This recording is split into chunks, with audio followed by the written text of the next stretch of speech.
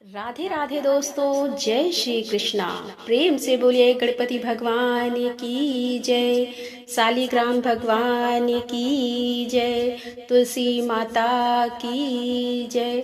दोस्तों, तुलसी विवाह की कथा के अनुसार सावण मुनि की पुत्री तुलसी अपूर्व सुंदरी थी। उनकी इच्छा थी कि उनका विवाह भगवान नारायण के साथ हो।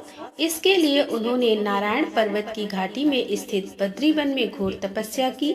दीर्घ काल तक तपस्या के बाद ब्रह्मा जी ने प्रसन्न होकर उन्हें दर्शन दिए और वर मांगने को कहा।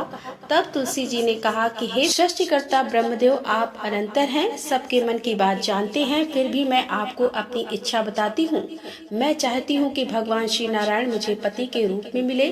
तब ब्रह्मा जी ने कहा, तुम्हारा अभिष्ट तुम्हें अवश्य मिलेगा। अपने पूर्व जन्म में किसी अपराध के कारण तुम्हें श्राप मिला है। इसी प्रकार भगवान श्री नारायण के एक पार्षद को भी दानव कुल में जन्म लेने का श्राप मिला है। दानव कुल में जन्म लेने के बाद भी उसमें नारायण का अंश विद्यमान रहेगा।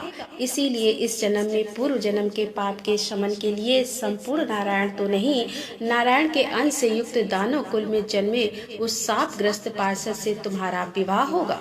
साप मुक्त होने पर भगवान श्री नारायण सदा सर्वदा के लिए तुम्हारे पति हो जाएंगे। तब तुलसी जी ने श्री ब्रह्मा जी के इस वर को स्वीकार कर लिया, क्योंकि मानव कुल में जन्म के कारण उन्हें मायावी भोग तो भोगना ही था। अब तुलसी बद्री वन में ही रहने लगी।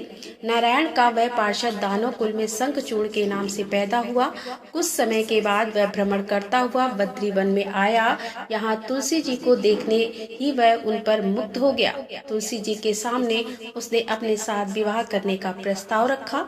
इतने में ही ब्रह्मा जी वहां आ गए और तुलसी जी से कहा कि तुलसी, शंखचूड़ को देखो, कैसा दिव्य इसका स्वरूप है। दानव कुल में जन्म लेने के बाद भी लगता है मानो इसके शरीर में नारायण का वास हो। तुम प्रस्ताव को सहज स्वीकार कर लो। तुलसी को भी लगा कि उनकी तपस्या पूर्ण हुई, उन्हें इच्छित बल मिला है, उन्हें इच्छित फल मिला है। इस प्रकार शंखचूड़ के साथ उनका गंधर्व विवाह हो गया और वह शंखचूड़ के साथ उसकी पत्नी बनकर महल में आ गई। शंखचूड़ ने अपनी परम सुंदरी सती सातवीं पत्नी तुलसी के साथ बहुत दिनों तक राज्य किया। उसने अपने राज्य का इतना विस्तार कर लिया कि देवलोक तथा उसके अधिकार में आ गया। स्वर्ग का सुख भोगने वाले देवताओं की दशा अब दयनीय हो गई। शंखचूड़ किसी को कष्ट नहीं देता था, पर अधिकार और राज छीने जाने से सारे देवता मिलकर श्री ब्रह्मा, विष्णु और शिव जी की सभा में गए तथा अपनी विपत्ति सुनाई। तब ब्रह्मा जी ने कहा, तुलसी परम साध्वी है, उनका विवाह शंखचूड़ से मैंने ही करवाया था। शंखचूड़ को तब तक नहीं हराया या मारा जा सकता जब तक तुलसी को न चला जाए। तब श्री विष्णु ने कहा कि शंखचूड़ पूर्व जन्म में मेरा पार्षद था, साप के कारण उसे दैत्य कुल में जन्म लेना पड़ा। इस जन्म में भी मेरा अंश उसमें व्याप्त है। साथ ही तुलसी के पतिव्रत धर्म से वह अजय भी है। फिर देवताओं की सहमत से भगवान शिव ने शंखचूड़ के पास संदेश भिजवाया कि या तो वह देवताओं का राज्य लौटा दे या फिर उनसे युद्ध करे। शंखचूड़ शंकर जी के पास पहुंचा और उनसे कहा कि देवाधिदेव, आपके लिए देवताओं का पक्ष लेना उचित नहीं है।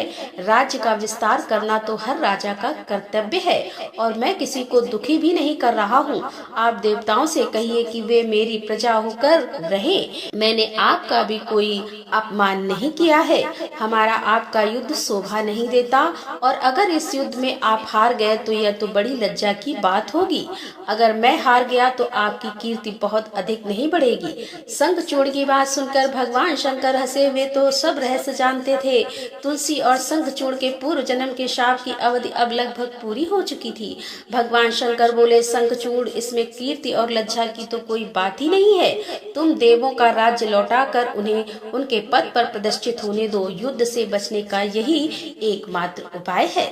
तब शंखचूड़ ने कहा, मैंने तो युद्ध के बल से ही देवलोक को जीता है और कोई उसे केवल युद्ध के द्वारा ही वापस ले सकता है। यही मेरा अंतिम निर्णय है। मैं जा रहा हूँ। ऐसा कहकर शंखचूड़ चला गया। उसने अपने राजमहल में वापस आकर अपनी पत्नी तुलसी को सारी बात बताई और कहा, कर्म भोग सब काल सूत्र में बंधा है। जीवन में हर्ष, शोक, भय, सुख, दुख, मंगल, अमंगल सब कुछ काल के अधीन है। हम तो केवल निमित्त ही संभव हैं। कि भगवान शिव देवों का पक्ष लेकर मुझसे युद्ध करे। तुम चिंता मत करना, तुम्हारा सती तेज मेरी रक्षा करेगा। और फिर दूसरे ही दिन भगवान शंकर के नेतृत्व में देवताओं ने युद्ध छेड़ दिया। शंखचूड़ ने भीषण बाण की वर्षा करके उनका वेग रोका। उसके प्रहार से देवता डगमगाने लगे। फिर उसने दानवी शक्ति का प्रयोग करके मायावी युद्ध आरंभ कर दिया। युद्ध स्थल पर वह कभी किसी को दिखाई नहीं देता था, पर उसके अस्त्र शस्त्र प्रहार कर देवों को घायल कर रहे थे। देवगण अपने अस्त्र चलाए भी तो किस पर चलाए, क्योंकि कोई शत्रु सामने था ही नहीं। कई दिनों तक इस तरह भयंकर युद्ध चला। शंखचूड़ पराजित नहीं हुआ। तब भगवान शिव ने श्री विष्णु से कहा कि हे हरि, कुछ उपाय करो, अन्यथा मेरा तो सारा यश मिट्टी में मिल जाएगा। भगवान श्री विष्णु ने सोचा, बल से तो शंखचूड़ को हराया नहीं जा सकता, इसीलिए अब छल का सहारा लेना पड़ेगा। उन्होंने तुरंत अपना स्वरूप शंखचूड़ जैसा बनाया और अस्त्र शस्त्र से सुसज्जित होकर वे महल में तुलसी जी के पास आए और बोले, प्रिय, मैं युद्ध जीत गया। सारे देवता भगवान शंकर समेत हार गए। इस खुशी में आओ मैं तुम्हें अंग से लगा लूं। पति को प्रत्यक्ष खड़ा देख और विजय का समाचार सुनकर वह दौड़कर मायावी शंखचूड़ के गले से लिपट गए। इस प्रकार पति पत्नी दोनों ने आलिंगन होकर खूब आनंद मनाया। इधर पराया पुरुष के साथ इस प्रकार के व्यवहार से तुलसी का सती तेज नष्ट हो गया। उनका सती तेज जो शंखचूड़ की कवच के रूप में रक्षा कर रहा था, वह कवच नष्ट हो गया। अब युद्ध के मैदान में इधर शंखचूड़ शक्तिहीन हो गया। यह जानते ही भगवान शंकर ने अपने त्रिशूल से उस पर प्रहार कर दिया। त्रिशूल के लगते ही शंखचूड़ जलकर भस्म हो गया। शंखचूड़ के मरने को जानकर अब श्री विष्णु अपने असली स्वरूप में आ गए। सामने अपने पति शंखचूड़ के स्थान पर भगवान विष्णु को खड़ा देखकर तुलसी बहुत आश्चर्यचकित हुई। अब उन्हें पता लग गया कि स्वयं नारायण ने उसके साथ छल किया है। तब क्रोध में आकर उन्होंने श्राप दिया कि एक सती स्त्री का सतीत्व भंग करने के अपराध में आप हृदयहीन पत्थर हो जाओ।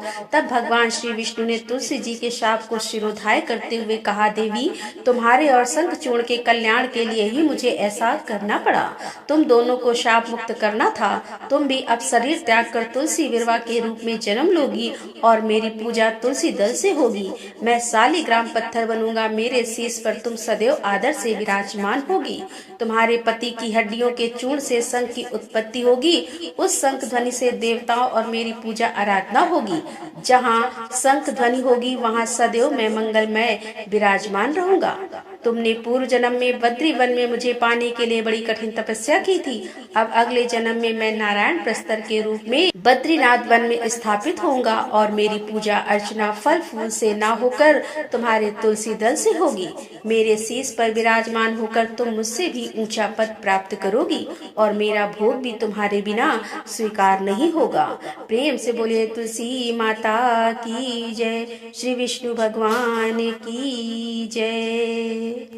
तो दोस्तों, ये थी आज की कथा पसंद आई हो तो वीडियो को लाइक करें, दोस्तों के साथ शेयर करें और हमारे चैनल पर यदि आप पहली बार आ रहे हैं तो हमारे चैनल को सब्सक्राइब कर लें।